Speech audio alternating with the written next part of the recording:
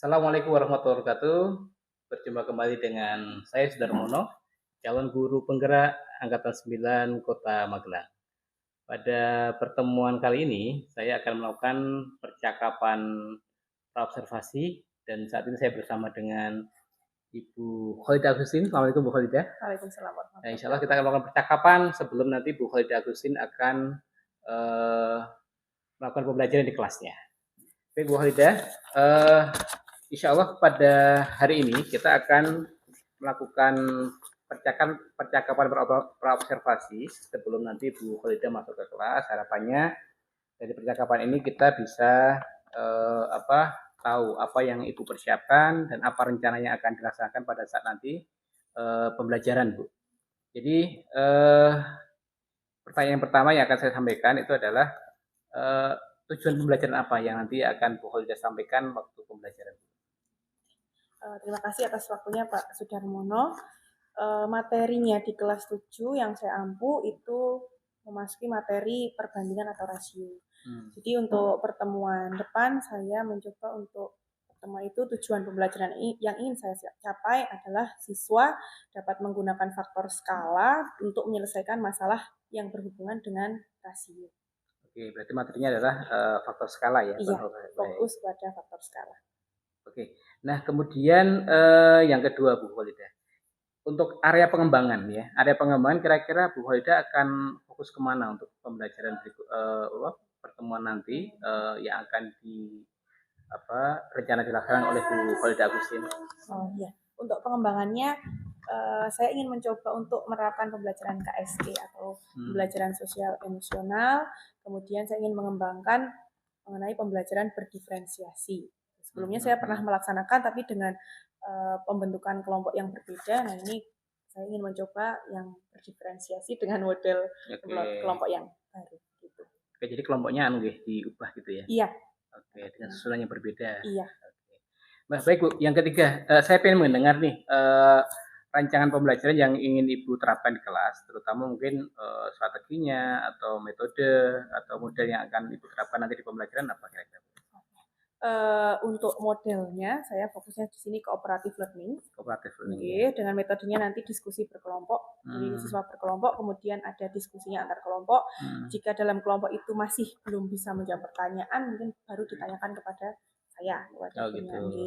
Kemudian untuk strategi pengelompokannya seperti yang tadi saya sampaikan Pak Darmono, kalau yang sebelumnya saya di sana mencoba untuk diferensiasi dari gaya belajarnya. Kalau yang di sini saya berdiferensiasinya dari kesiapan belajarnya.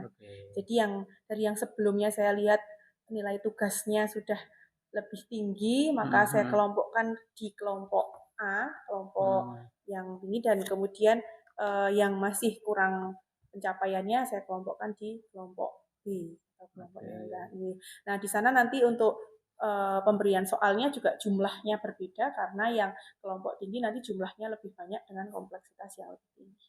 Oke, berarti nanti rencananya strateginya berdiferensiasi ya, tapi menggunakan kesiapan belajar murid gitu ya. Iya.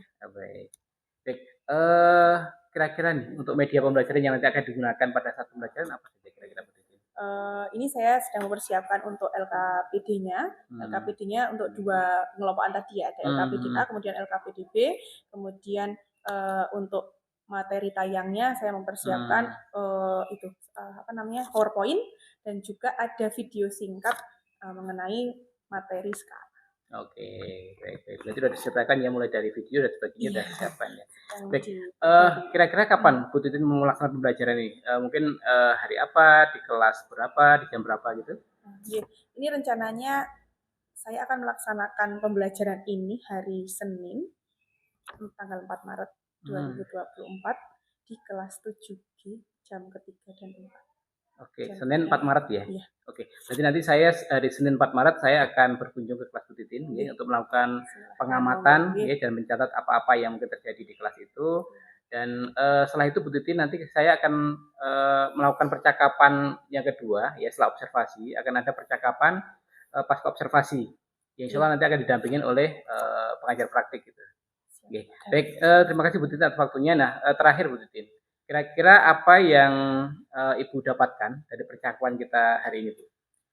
Ya, terima kasih Pak Dar ini sudah mendampingi begitu. Dari diskusi ini saya makin tahu rencana yang tadi sudah akan saya lakukan nanti.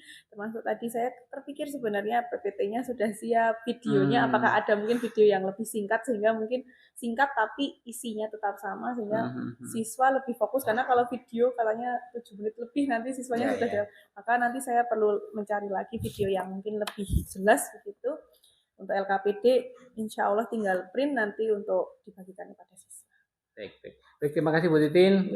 Semoga pertemuan ini bisa minimal membuat membuat Bu Titin lebih siap untuk nanti pembelajaran berikutnya, dan saya doakan semoga di pembelajaran nanti bisa sukses sesuai dengan yang Ibu rencanakan.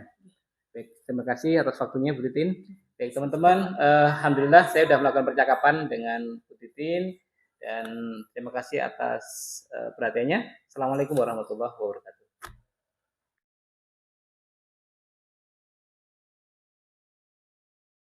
Bismillahirrahmanirrahim. Assalamualaikum warahmatullahi wabarakatuh. Waalaikumsalam warahmatullahi wabarakatuh. Hari ini bagaimana kabarnya? Alhamdulillah, luar biasa. Alhamdulillah sudah bisa sampai sini, artinya 28 siswa sehat. Yang 2, ini satu suratnya sudah di sana. Virgi sakit? Betul atau izin? Virgi sakit. Satu lagi? Evan kenapa? Izin. Berarti 2 orang. Oke, yang sedang sakit kita doakan semoga cepat sembuh. Untuk seperti biasanya sebelum memulai kita akan mengecek untuk kelengkapannya dulu. Seperti biasa disiapkan dulu buku matematika, buku paketnya keluarkan dulu. Ibu mulai bersama-sama dengan buku paketnya dulu. Angkat buku paketnya 1, 2, 3. Oke. Dias, turunkan. Buku tulisnya, kotak-kotak, buku kotak-kotak. Turun. Dias, mana bukunya Dias? Oke, turun. Alhamdulillah, lengkap semua. Sebelum mulai pelajaran, seperti pertemuan terakhir kemarin, Ibu mengingatkan tentang kesepakatan kelas yang sudah dibuat dari semester 1. Kita cek lagi, kemarin-kemarin tidak ada tambahan. Barangkali hari ini ada yang mau ditambahkan. Ini kesepakatan kelas 7G. Kita punya beberapa poin. Ada yang mau membacakan? Fania. Oke, kesepakatan kelas sampai nomor poin 9. Kalau ada kejadian lain-lain lagi, maka kita akan lanjutkan, ditambahkan di pertemuan berikut. Dan sebelum mulai pelajaran, hari ini ada yang istimewa. Hari ini Bu Titin akan mulai dengan sebuah game. Ya, kita akan bermain game membagikan pesan melalui suara. 1, 2, 3.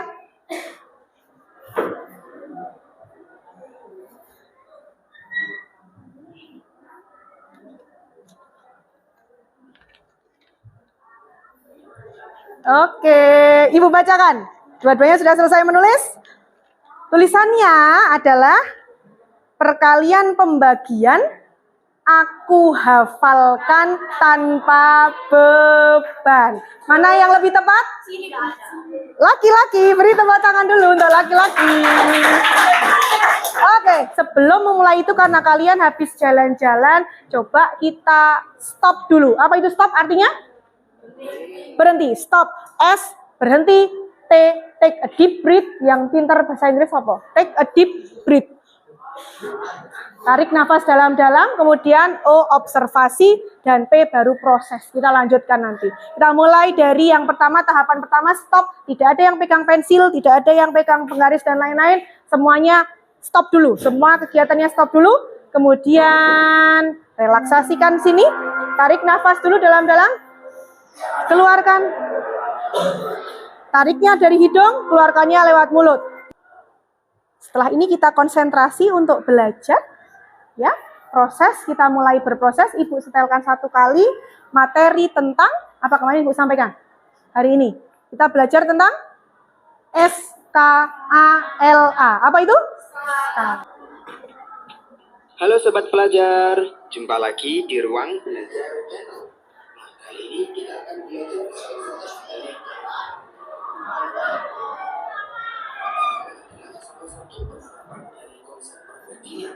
dari umumnya itu nanti berhubungan dengan peta ataupun denah. Nah, oleh karena itu, pertama-tama kita harus ngerti dulu apa sih arti dari skala ini. Nah, skala adalah perbandingan antara jarak pada peta atau nanti bisa juga jarak pada denah atau gambar dengan jarak sebenarnya atau jarak aslinya. Benarnya biasanya adalah meter atau kilometer. Nah, ingat-ingat ya untuk satuannya ini. Oke. Oh ya kak, kalau kita mau mencari skala, gimana rumusnya kak? Oke, kakak akan jelaskan. Untuk mencari S atau skala, caranya S-nya kita tutup. Set. Nah, berarti S sama dengan JP di... Bu, kok beda toh Bu? Kenapa? Karena soalnya juga Ibu berikan berbeda. Waktunya nanti sama-sama 15 menit. Cepet ya Bu, 15 menit. Ya, untuk kelompok A anggotanya 3, Ibu beri 3 nomor. Untuk kelompok B anggotanya 5, berarti 5 nomor. Ibu bagi dulu untuk kelompok B. 1, 2. B-nya satu lagi sini ya.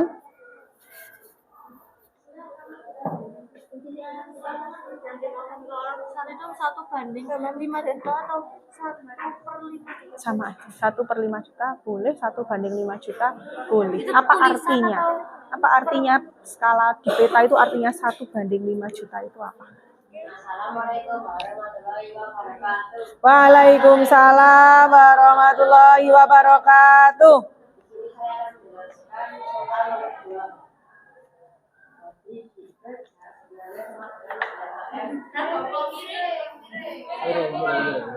Ditunjuk miring koncone bilang lu. Skala sama dengan 1/5. Assalamualaikum warahmatullahi wabarakatuh. Waalaikumsalam warahmatullahi wabarakatuh.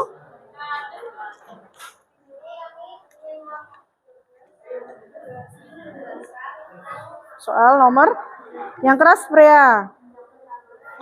Begitu ya. Untuk yang dikumpulkan hari ini adalah PR yang 6 soal pertemuan sebelumnya.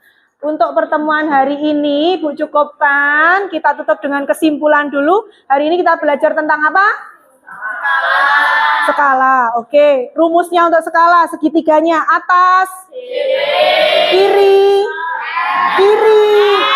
kanan. Sekarang Ibu tutup dengan slogan 1, 2, 3.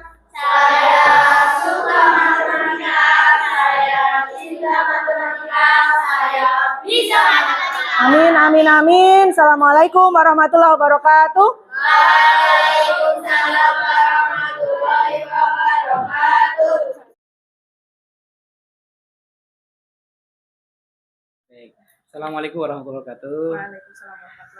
Baik, Bu Titin dan Pak Rian, pada hari ini saya akan melakukan wawancara pasca observasi. Yang kemarin kita sudah melaksanakan observasi di kelas ya hari Senin kemarin, dan pada saat ini kita akan melakukan wawancara pasca observasi setelah kemarin kami mengamati dan menulis beberapa hal terkait dari pembelajaran yang dilaksanakan oleh Bu Titin ya di kelas 8. Baik, jadi tujuan dari observasi ini adalah untuk mengevaluasi ya kemarin terkait dengan pembelajaran yang sudah dilaksanakan oleh Bu Titin. Nah, mungkin ada beberapa hal mungkin perbaikan dan kemarin dalam pelaksanaan apakah sudah sesuai belum dengan yang direncanakan.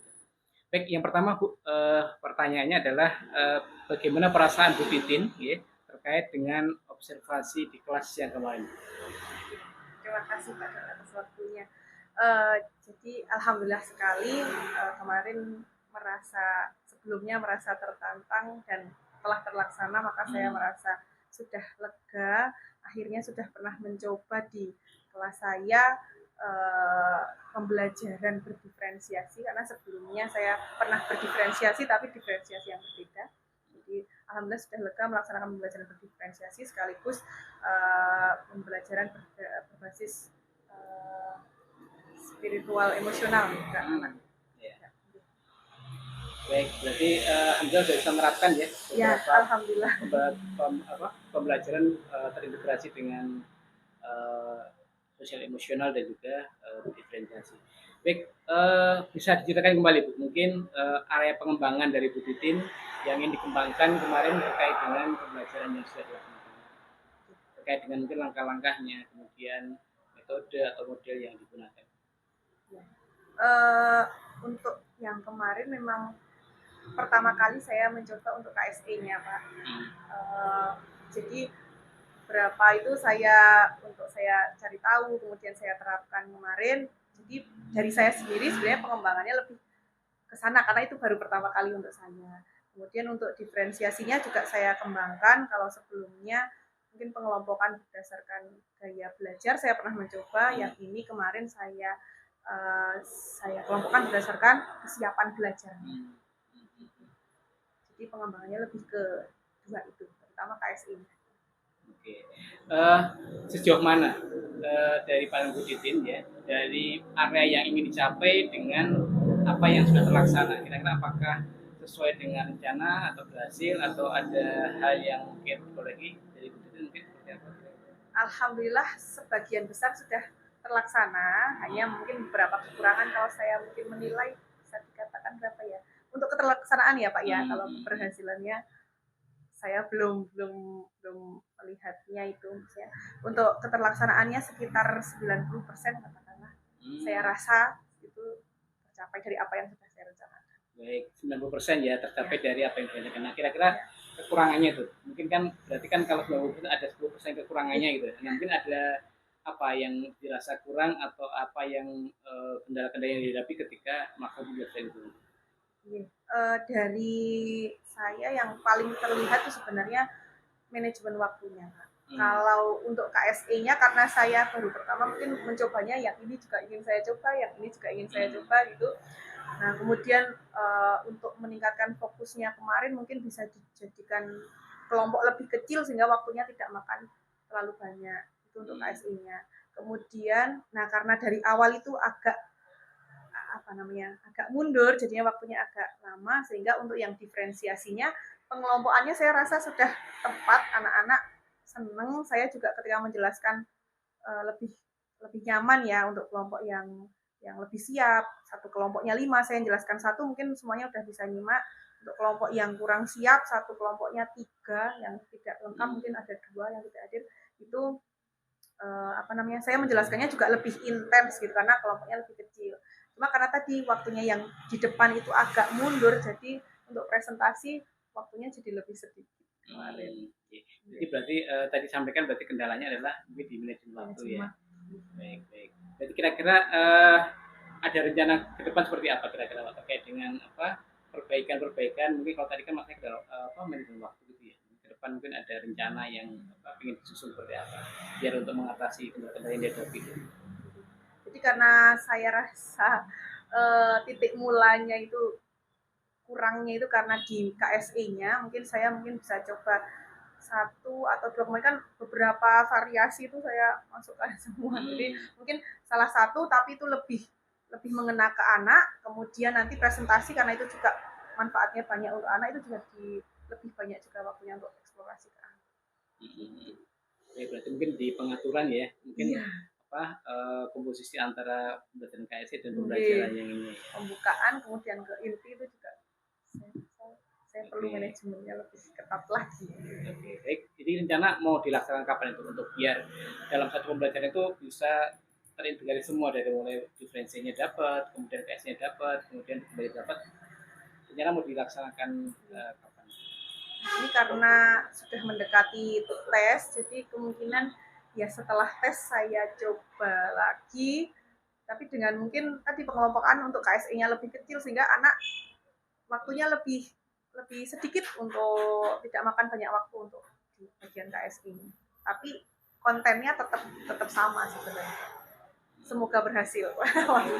Rencananya begitu. Baik, saya doakan semoga di pembelajaran berikutnya apa yang sudah direncanakan bisa berhasil, dan saya nanti mungkin bisa cerita-cerita lagi ya terkait dengan pelaksanaan yang berikutnya, sehingga harapannya sih ke depan pembelajarannya bisa sukses, ya, bisa memberikan dampak yang positif bagi anak. Ya, mungkin itu Bu Titin terkait dengan apa panjang pasca observasi hari ini. Terima kasih atas waktunya, dan semoga pembelajaran ke depan lebih berkualitas kembali daripada yang sebelumnya. Terima kasih. Terima kasih Pak Dar. Assalamualaikum warahmatullahi wabarakatuh. Selanjutnya mungkin Pak Rian akan memberikan arahan. Oke, matur nuwun Pak Dar, Bu Titin atas proses pasca observasi.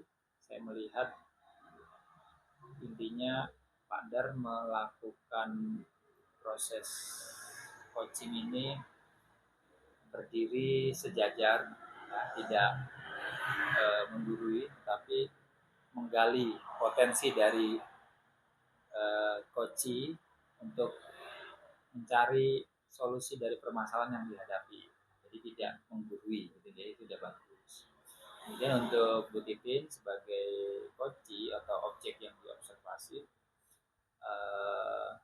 bisa menyampaikan bukan materi, bisa menyampaikan setiap pertanyaan pemantik yang diberikan Pak Dar berdasarkan praktik atau aksi nyata saat observasi dilakukan.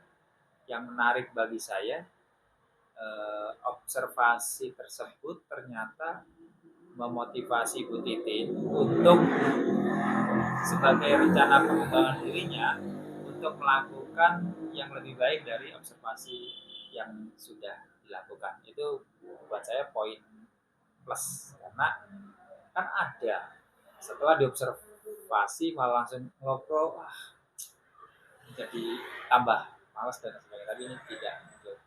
Nah, itu pentingnya seorang observer dalam pengkondisian